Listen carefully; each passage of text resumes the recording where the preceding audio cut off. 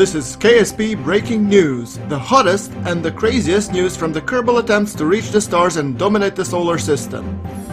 The breaking news is brought to you by GrunfWorks, a one-man reporter show bringing you all the action straight from the Kerbal Space Center.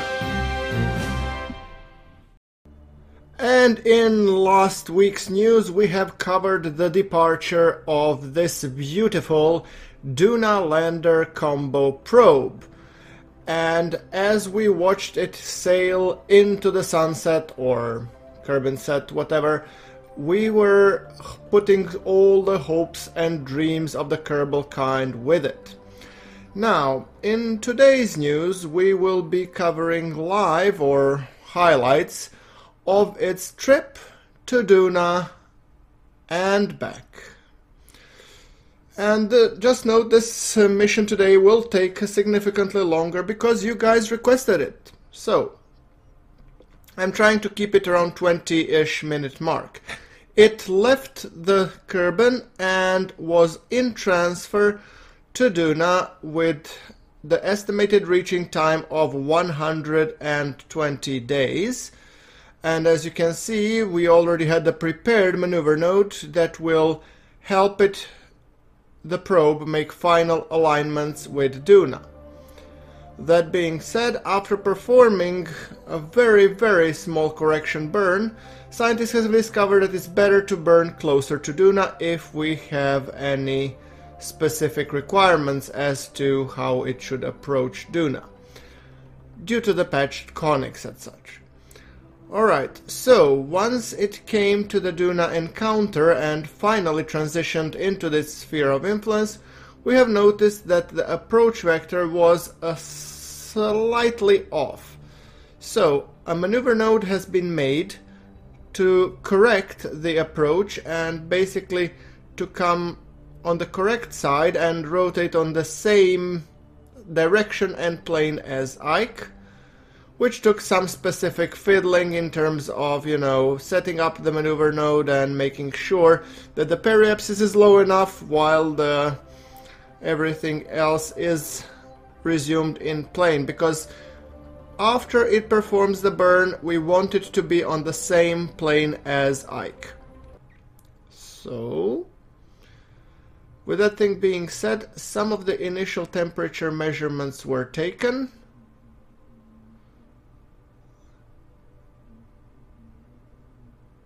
Perfect. Barometric data and temperature data were recorded.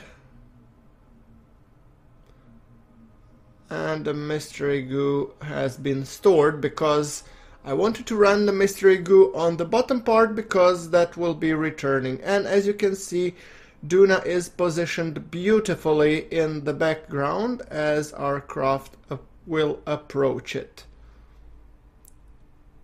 Kicking in the time warp, kicking in the thrust. I think our total burn should be 1 minute and 12 seconds after I have performed another test burn.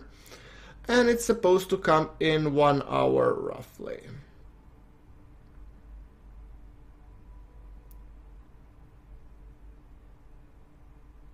However, through the wonders of time acceleration, we were able to bring that down to pretty much instantly. So, get ready for the burn and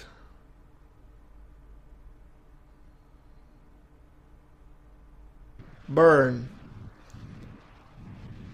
So 45 seconds all in all. Look at that marvelous screenshot. Alright, I'm just trying to find the best angle that will suit this episode wonderfully.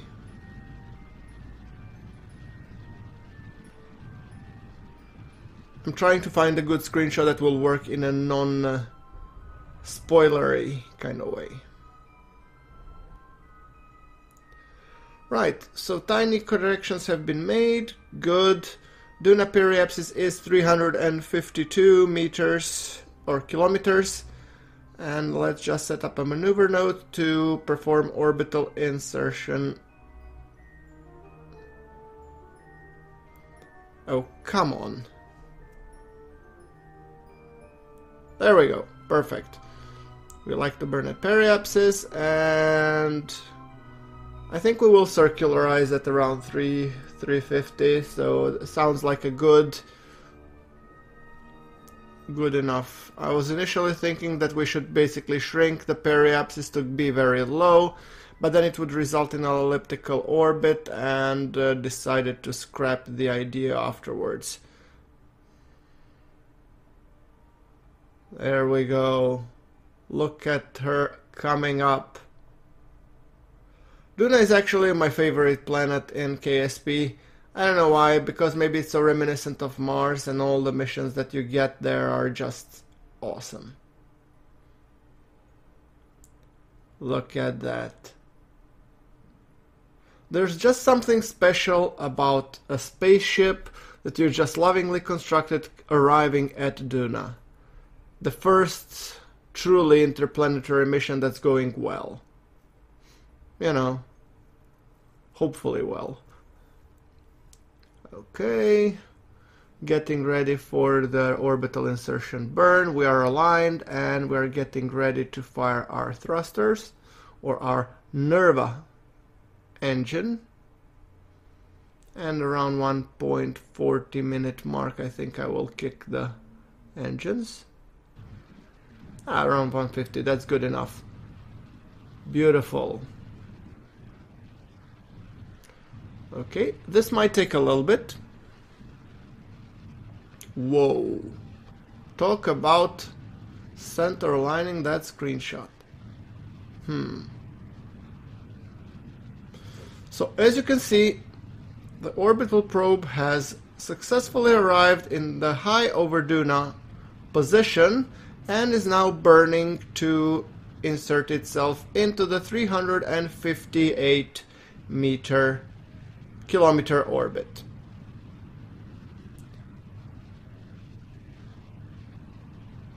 A total burn will for sure take some time because thrust to weight on this thing is not great. Maybe a better job would have been done if I had like thrust plate with 2 or 3 Nervas, but hey, I'll take my wins where I can get them. Now,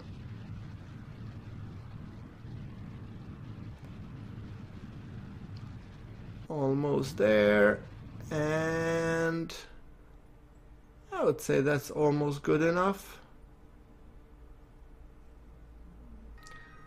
So the next thing, lander, decouple. Oh yes. The next order of business is deploying this tiny lander on the surface of Duna, because one of our contracts says we have to transmit or recover data from the surface of Duna. This has never been attempted before, so you're watching this for the first time. So I'm thinking 16 kilometer orbit should perform the aero brake, and we have sufficient amount of heat shielding, so we shouldn't be overly concerned, and we have plenty of delta V as well.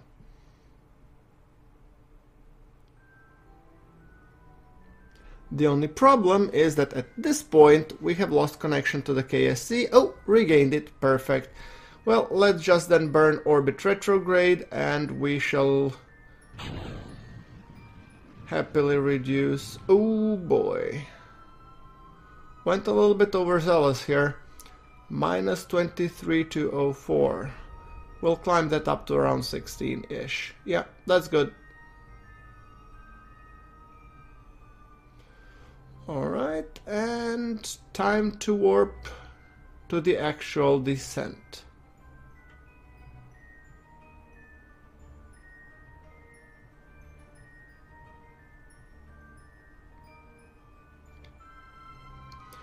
So, the little lander that could, we'll actually see whether it could or could not, but let's hope for the time being that it could. Now, log the temperature while we're descending. Okay, and you managed to send... Ooh, it consumed almost all the electric charge. Oopsie daisy.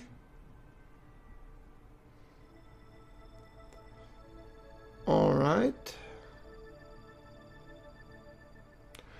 slowly descending through the Duna's atmosphere. Duna's atmosphere, for those of you that might not know, is much thinner than the atmosphere of Kerbin. So we need to go a lot lower. For example, on Kerbin we would need to go up to 25 kilometers, while on Duna we need to go up to around 16. And also burning retrograde, yes, it does help. But 16 would be enough to get us captured and yeah. Alright, making sure that the chutes will deploy. Arming them.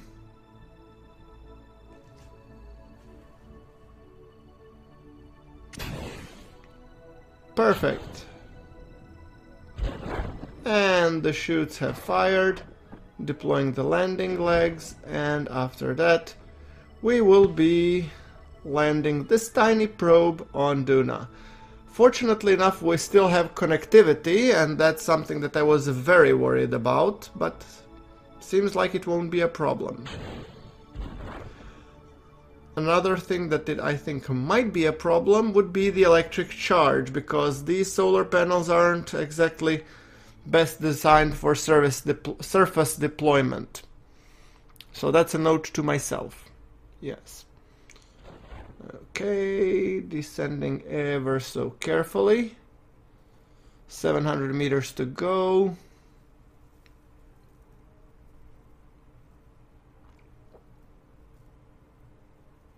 We can see the artifacts on the ground already. We cannot see our shadow.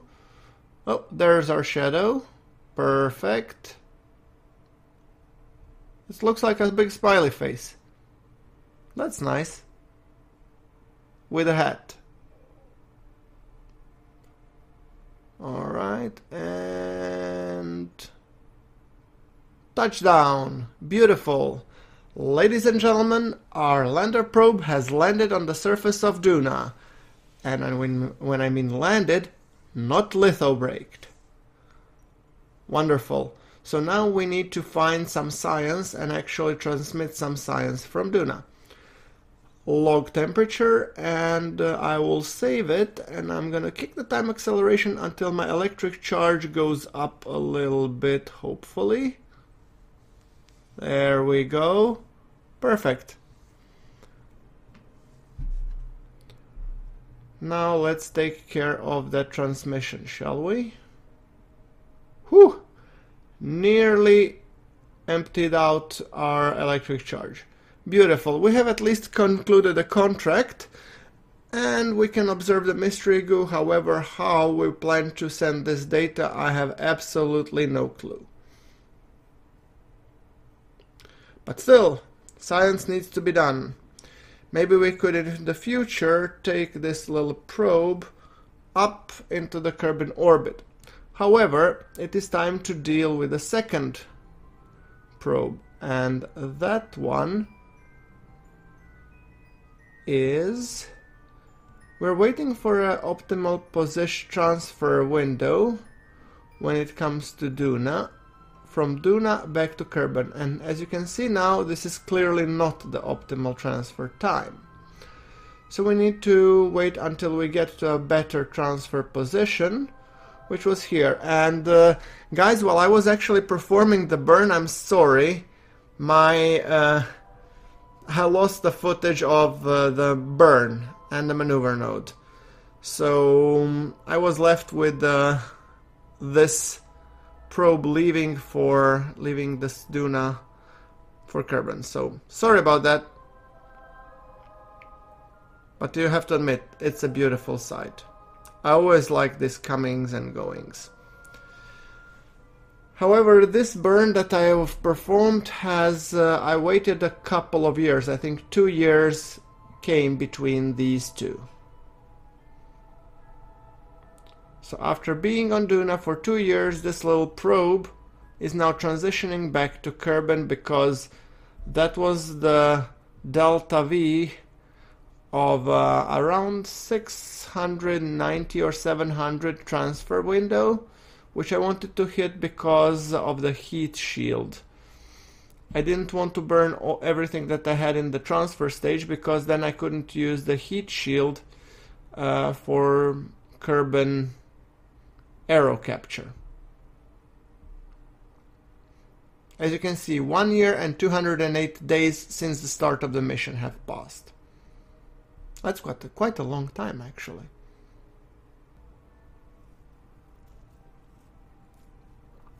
The task is to lower Kerbin periapsis to 25 kilometers.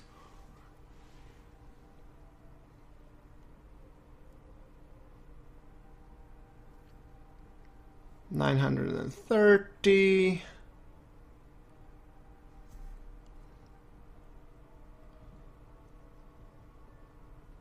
Coming close. Oh, and 27.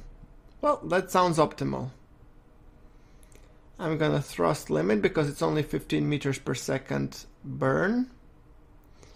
And making sure that we are correctly aligned.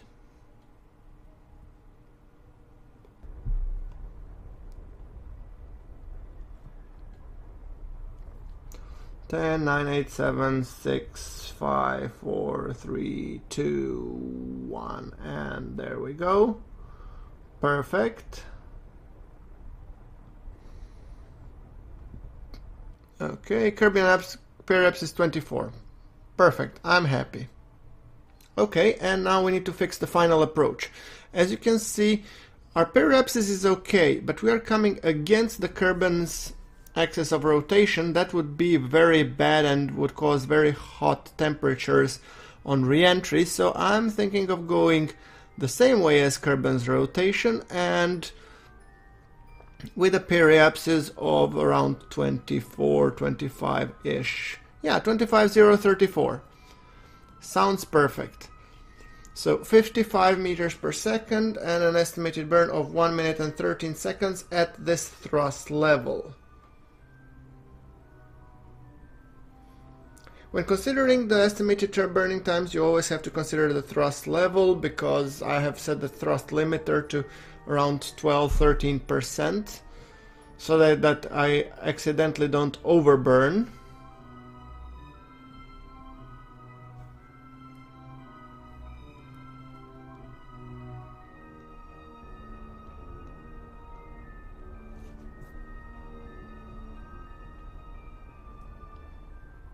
And we are burning slowly but surely.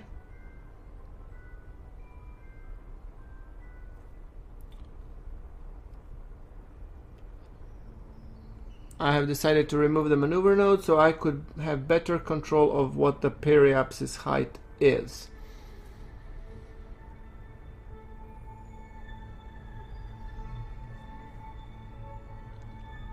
Only to later spot that my periapsis height can be also seen up there on the Kerbal Engineers panel. Okay, now let's go very carefully.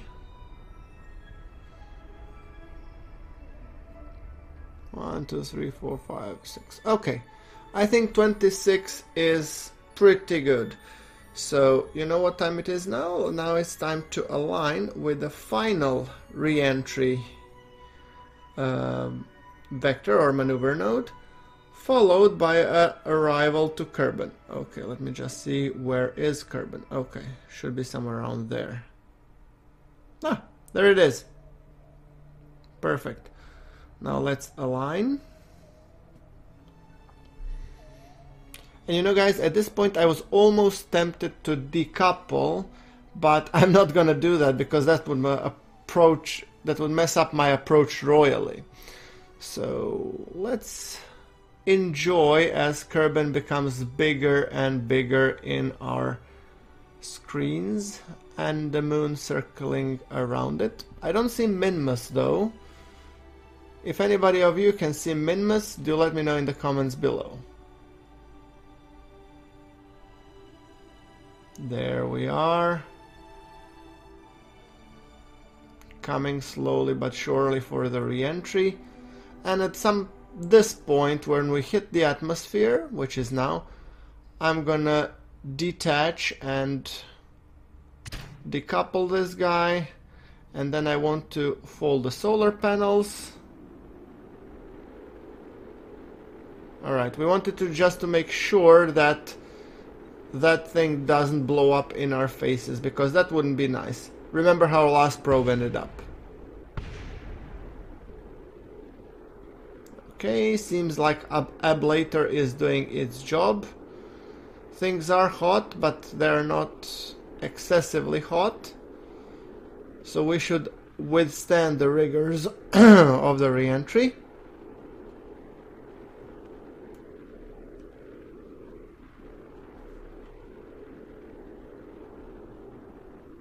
I really like the new, effects. They really look much nicer.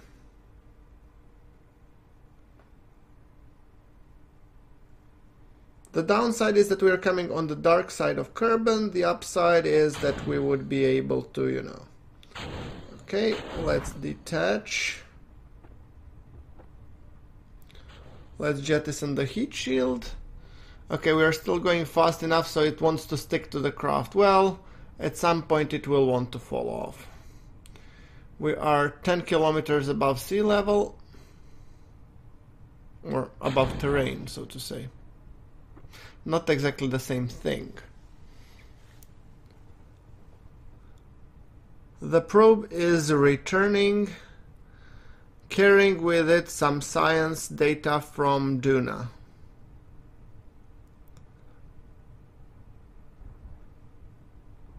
Okie doke. 2,500 meters to go. Deploying the landing legs.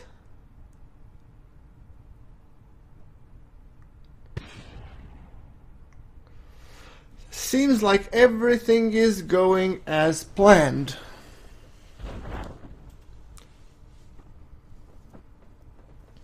Perfect.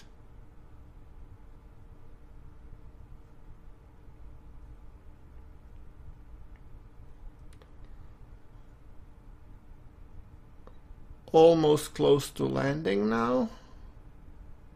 I think I can see already some artifacts on the land.